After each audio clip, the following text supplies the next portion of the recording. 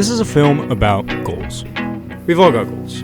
We write them down, keep track of them. Sometimes we accomplish them, and sometimes we don't. Overall, you've been writing your goals wrong. Oh, and also, don't give your card information to anyone.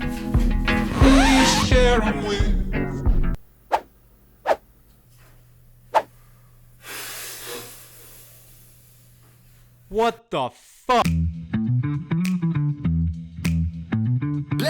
So, turns out someone hacked their way into my business banking account. But it's okay though. They only bought a Chipotle burrito. Like fucking. They could have bought so much more. It's okay. Enough of that financial bullshit. Let's get to your goals and why you should approach them with a different perspective this year. So, what are goals and why do we do them? It's simple. The definition of a goal is the object of a person's ambition or effort, an aim or desired result. Google AI says that we do them because we want to provide ourselves with direction, motivation, and a sense of purpose, essentially acting as a roadmap to achieve desired outcomes, improve productivity, and take control of our lives by defining what we want to accomplish and actively working towards it. Achieving goals can also boost self-confidence and overall well-being.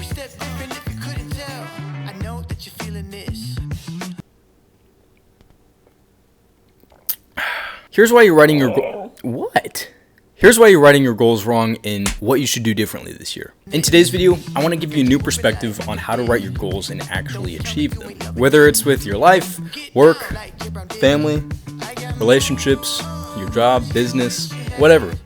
You gotta have goals, but you gotta write them correctly. I also built this sweet coffee cabinet this weekend. Okay, so I want to talk about where this year has been, and how I feel about it moving forward. It's flown by so fast, I feel like, and I'm sure a lot of you guys can say the same, or you might feel like it's been just dragging along. That's okay. We all have different timelines. For me, if you guys don't know me, I'm a wedding videographer who has been running my business for around 3 years, and I am approaching my 4th year, so that's super exciting. There's been lots of challenges, mistakes, and learning opportunities that I've learned along the way. I've had an absolute blast with it because I feel like a lot of people, or at least people on social media, a lot of entrepreneurs say that, the first 7 years are the hardest, even the first 10 years of running a business. I feel like my perspective of running a business has been more like relaxed in a way. It's been, I enjoy what I do. A lot of people are saying you gotta find your way. You gotta, why you're doing what you're doing. You gotta want to do what you're doing. You gotta love what you're doing. And there's just all these ideas of turning a hobby into passion and then into a business. And for me, it's been challenging, but I can say that it's been great. I feel like a lot of people are saying how hard running a business is, but if you've got mentors, if you've got, the right CRMs, and if you know what you're doing, it can be really exciting. And so I think that's just something that I'm encouraging you to do, is don't be afraid to start a business if you really want to turn, something like your hobby into a business. Yeah, it starts to feel like work, but as long as you can find, some type of reward with your business, that's what's helped me the most, is, having some sort of reward with my business. I've been able to provide wedding films for couples that they can have for the next 50 plus years and the generations to come, and that's just such a joy to be able to provide that for couples.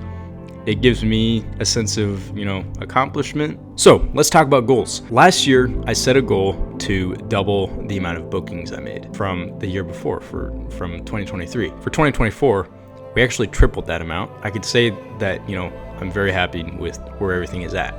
I feel like I've accomplished that goal. And it's a great feeling. Social media definitely helped that out a lot. That's probably where 50% of our leads came from. But I found myself kind of thinking, what comes next? What goals do I want to make for this next year? Will I even reach those goals? This is where I've felt pretty stuck. I can raise my pricing and try and cut the amount of bookings I'm making each year in half and make the same amount of income, or I can work harder and double that income. I gotta watch out for that burnout though. Yeah, I could probably exercise more. That's one thing I can improve on. I can also just keep doing what I'm doing. Same thing as I did last year. Yes, I can find more ways to outsource and delegate my time more this year.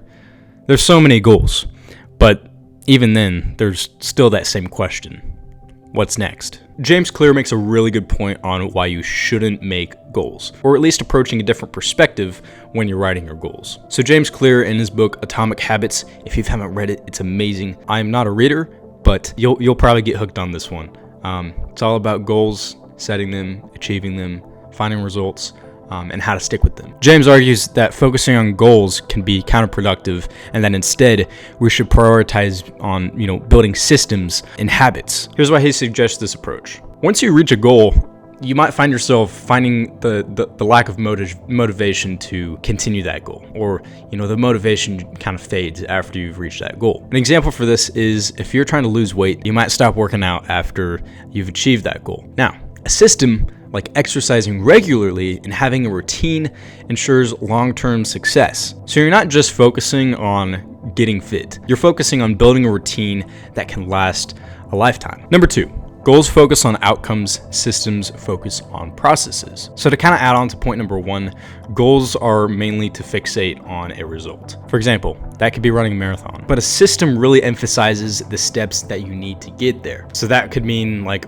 instead of running a marathon, you could be running consistent for a long period of time. So James really just emphasizes that progress really comes from a process, not the goal itself. So if you're lining up with me, a great way to put it is to just kind of reverse engineer your goal and turn it into more of a system that can last a long period of time so that you can keep getting results as you go. Number 3, you can't control outcomes, but you can control habits. External factors can affect whether you achieve your goal or not, but you do have full control over the habits that you develop and maintain. We all have hard days, so let's say you have 3 hard days out of the 7 days that you've worked.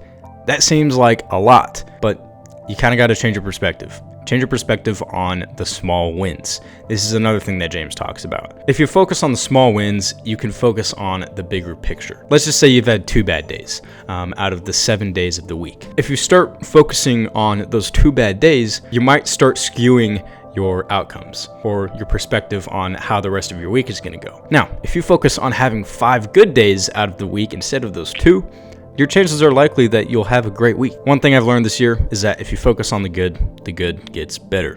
It's just something to think about. Number 4, winners and losers have the same goals. What separates successful people isn't their goals. It's the systems that they've put in place to achieve those goals. So, regardless of the outcome, if you've got a steady system, a consistent system, you're likely to achieve that goal no matter what. If you can break your goal down into small, sustainable steps, you're likely to achieve it. It makes it easy to achieve that goal, no matter how hard it is. So, make it easy. Now, like I said, goals are great to have, but you kind of got to reverse engineer your thought process behind them. Whatever goal you have should just simply motivate you to start the entire process. You should create systems that outline the entire process to get to that desired goal. So, point being, don't write goals, write a system that has a simple process that's easy, that can get you to that desired goal for a long period of time.